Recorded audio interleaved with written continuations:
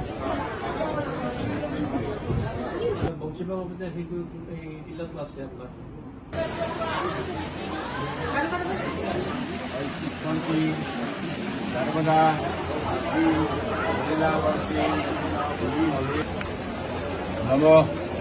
देवेन्द्र संभव राहिमान पुंडरीकाक्ष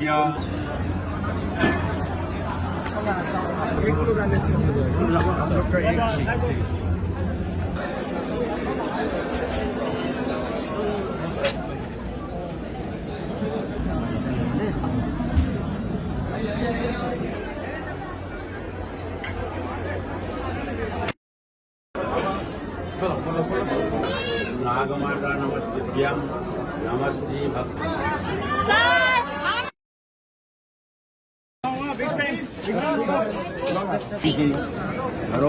দুবছৰত কৰি উলিয়াই দিয়ে কিছুমানে ছাৰ অপোজ কৰি আছে যে ইয়াত তেওঁলোকে অপোজ যিটো কৰিছে কৰিডৰ শব্দটোত ভয় পাইছে। কৰিডৰ বুলি কোনো বস্তু নাই, ৰাস্তা এটা বনিব। বৰ্তমান যিটো ৰাস্তা আছে দোকান কেইখন বাদ দি ৰাস্তাটো ডাঙৰ হ'ব, দোকান কেইখন নতুনকৈ বনাই দিয়া হ'ব। সৰু কথা এটা মানুহে ভাবিছে কৰিডৰ মানে কিবা অদ্ভুত কিবা এটা বনাব গৈ আছে। ইয়াত একোটো অদ্ভুত নহয়। যিটো PWD ৰাস্তা আছে তাৰ ওপৰত বৰষুণ যাতে নপৰে তাৰ কাৰণে টিংপাত কেইখনমান। কৰিডৰ শব্দটোতে মানুহে ভাবিছে বাপৰে কৰিডৰ হৈ যাব। এনেকুৱা কোনো কৰিডৰ বুলিতো কথা নাই। ৰাস্তাটোতো আছেই, ৰাস্তাটোৰ ওপৰত টিংপাতহে হ'ব। চিৰিবিলাক থাকিব, খটখটি থাকিব, চব একেই থাকিব, কোনো পৰিৱৰ্তন নহয়। খালি ওপৰত টিং চালি কেইখন লাগিব, ইমানেই। কৰিডৰ মানে বেলেগ কথাটো একো নাই।